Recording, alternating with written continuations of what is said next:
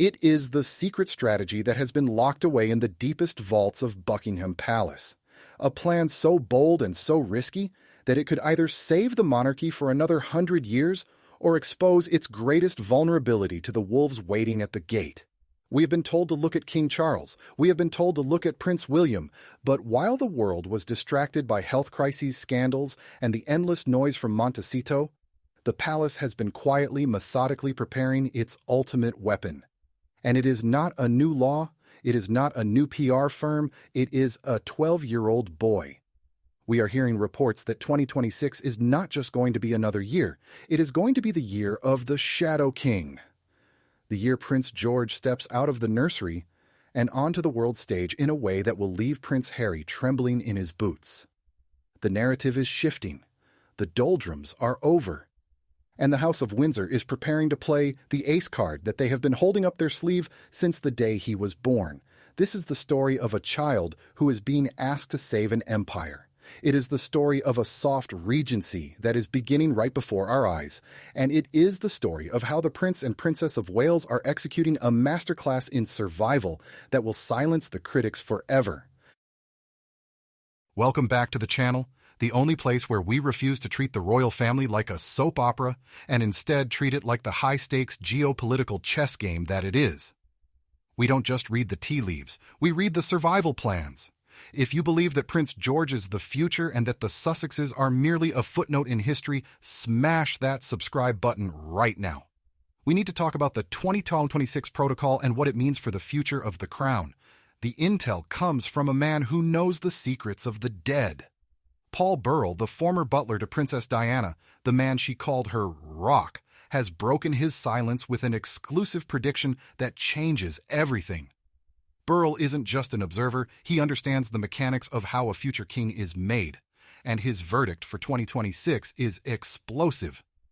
He believes that the coming year will signal a subtle but monumental shift, not just for George, but for the entire institution.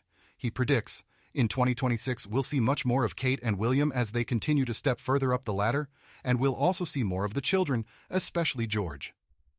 Now, on the surface, this sounds innocent. A boy getting older, a family doing more work, but you have to read between the lines. You have to understand the context of the low that Burrell describes. The monarchy is currently fighting a war on 3 fronts. They are fighting the health battles of the king and the princess. They are fighting the reputational rot caused by Prince Andrew, and they are fighting the constant grinding attrition of the Sussex propaganda machine. Burrell admits it bluntly. The monarchy exists only as long as the people want it. He describes the current period as a low, particularly following the controversy surrounding the Duke of York. He says, when the royal family are in the doldrums, it's the scandals that dominate, and that becomes ammunition for Republicans. This is the crisis. The scandals are sucking the oxygen out of the room. The Andrew disaster, the Harry betrayal, these things are dragging the institution down. The public is tired of the drama. They are tired of the infighting. They need hope. They need purity. They need a future they can believe in. Enter Prince George. The strategy for 2026 is to use George as the cleansing agent. A child has no baggage. A child has no scandals. A child represents pure potential. By pushing George into the spotlight, by increasing his frequency and significance, William and Kate are effectively saying to the world, look at him. Forget about Andrew. Forget about Harry. This is the future. It is a ruthless, brilliant move. It weaponizes nostalgia and hope simultaneously. Burrell points to a specific moment that was the soft launch of this strategy. The Royal Albert Hall appearance during the Remembrance service. We all saw it. The king was there, William was there, Kate was there. But who did the cameras find? George. He wasn't fidgeting. He wasn't looking at his phone. He stood there, calm, respectful, visibly confident. He looked like a miniature king. Burrell calls this a quiet rehearsal. I call it a warning shot. It was a message to every detractor. The line of succession is secure. The training is complete. The boy is ready. This gradual introduction is no accident. It is a calculated rollout. William and Catherine have been fiercely protective of their children's privacy, waging war against the paparazzi to give them a normal childhood. So, if they are now choosing to put George forward, if they are choosing to loosen the reins in 2026, it is because they have decided that the monarchy needs him more than he needs his privacy. It is a sacrifice. Let's be clear about that. They are sacrificing a piece of his childhood to save the firm. But it is a necessary sacrifice. The report mentions that the royal family needs renewed enthusiasm and acceptance, especially in Commonwealth countries. The Commonwealth is fracturing. We saw the protests during recent tours. We see the Republican movements in Australia and Jamaica. The king, for all his hard work, represents the past. He represents the colonial era to many. But George is a blank slate. George is the 21st century. Sending George to the Commonwealth, even virtually, even in small roles, is a way to bridge the gap. It is a way to say, stick with us, because look at what is coming. But this strategy has a victim, and that victim is Prince Harry. Think about the contrast. In 2026, we are going to see Prince George, the second in line, stepping up, shaking hands, perhaps undertaking his first solo mini-engagements. He will be 13 years old. He will be a young man. He will be the face of duty. Meanwhile, what will Harry be doing?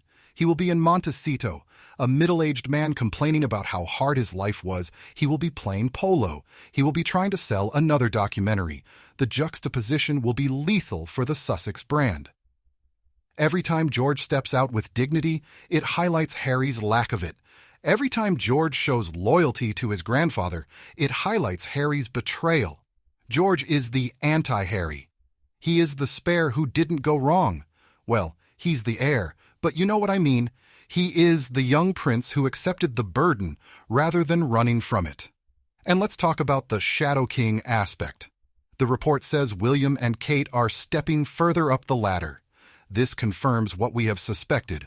The king is slowing down. The cancer diagnosis, the age, it takes a toll. We are entering a period where William is the de facto CEO of the firm. And if William is the CEO, George is the intern who is being groomed for the corner office. This transition in 2026 will be subtle, but it will be meaningful. We might see George accompanying William on more inspections. We might see him at the Earthshot Prize. We might see him at the football, not just as a fan, but as the future president of the FA. Burrell says, I think we'll begin to see him take on small roles. Small roles lead to big roles. It creates a sense of inevitability. It tells the public, we are not going anywhere. But there is a heartbreaking element to this report as well. Paul Burrell reflects on the past to explain the future. He talks about Christmas at Sandringham under the late Queen. He describes it as absolute mayhem, but in a fond way. He remembers the Queen in her sitting room with her corgis, just like anyone else in the country with their pets. This nostalgia hits hard. It reminds us of what we have lost. The Queen was the glue. When she died, the mayhem stopped being fun and started being destructive. The mayhem of Harry and Meghan took over. The mayhem of Andrew took over. Burrell's comments reveal a longing for that stability. Tradition balanced with humanity. Duty tempered by personal moments. That is what the Queen mastered. And that is what William and Kate are trying to recreate with George. They are trying to bring back the magic that got lost in the lawsuits and the Oprah interviews. And they believe George is the magician. However, there is a danger here.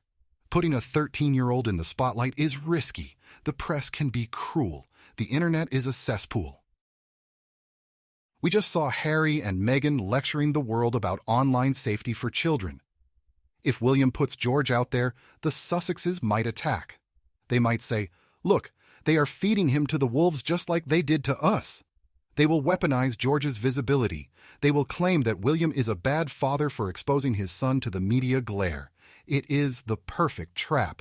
If William hides George, the monarchy looks weak and old. If William shows George, he is accused of exploitation. But William, I believe, has calculated the odds. He knows that the public loves George. He knows that the British people are protective of him. If the Sussexes dare to attack Prince George, it will be the final nail in their coffin. The public will never forgive them. So, 2026 becomes the battlefield. It is the year the new guard officially takes the reins. And where does this leave Prince Andrew? the report mentions the controversies surrounding the Duke of York. As the cause of the current low, Andrew is the anchor dragging the ship down. The strategy of elevating George is also a strategy of burying Andrew. You replace the bad headlines with good ones. You replace the image of a disgraced duke with the image of a bright, hopeful prince. It is a PR cleansing operation. Look at the boy, don't look at the uncle. But the most interesting part of Burrell's prediction is the quiet evolution. He says it won't be dramatic announcements, it won't be seismic change. It will be a slow drip feed. This is how the royals survive. They don't do revolutions, they do evolution. They are slowly turning the tanker. They are moving away from the drama of the last 5 years and steering toward a future where the Wales brand is the only brand that matters, and Kate Middleton is the architect of this. The report mentions her alongside William stepping up. Kate is the one who has trained George. She is the one who has taught him how to stand, how to smile, how to shake hands. She is the king-maker. When we see George looking confident at the Royal Albert Hall, we are seeing Kate's work. We are seeing the result of a mother who has prepared her son for the burden of history. This must be terrifying for Meghan Markle. Meghan wanted to be the Queen of Hearts. She wanted her children to be the stars. But her children are invisible. They are hidden in California. We don't know them. We don't have a connection with them. But we feel like we know George. We have watched him grow up. By 2026, George will be a teenager. He will have a voice. And that voice will be used to support the crown. Imagine the power of a teenage Prince George doing a charity run, or planting a tree, or shaking hands with veterans. It is pure gold. It connects the monarchy to the next generation of Britons, the Gen Z and Gen Alpha kids who currently think the royals are irrelevant. George is the bridge to the youth. So, what is the verdict on this secret strategy? It is a gamble. But it is the only card they have left to play. The king is frail. The spares are rogue. The institution is shaking. The only solid ground is the direct line of succession. William and Kate are betting the house on George. They are betting that his charm, his dignity, and his innocence will be enough to wash away the stains of the last few years. And frankly, looking at that boy, looking at how he handled himself at the remembrance service, I think it's a winning bet. He has the Diana charisma, but he has the Middleton stability. He has the Windsor duty, but he has the modern touch. He is the hybrid royal we have been waiting for. As we look toward 2026, get ready for a change. Get ready to see less of the old guard and more of the new. Get ready for the George era. And to Prince Harry looking on from the sidelines, this must be the hardest pill to swallow. He was once the golden boy. He was once the future of the popularity of the firm. But he walked away, and now he is being replaced, not by another adult, but by a child who understands duty better than he ever did. The quiet evolution is coming, and it is going to be loud enough to drown out every single complaint from California. I want to know what you think. Is it right to put Prince George in the spotlight at such a young age? Is he the secret weapon that can save the monarchy? And do you think his rise will make Harry and Meghan irrelevant? Let me know in the comments below. I read every single one.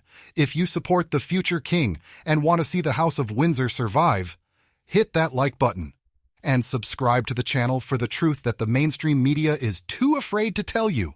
Until next time, keep your eyes on the palace.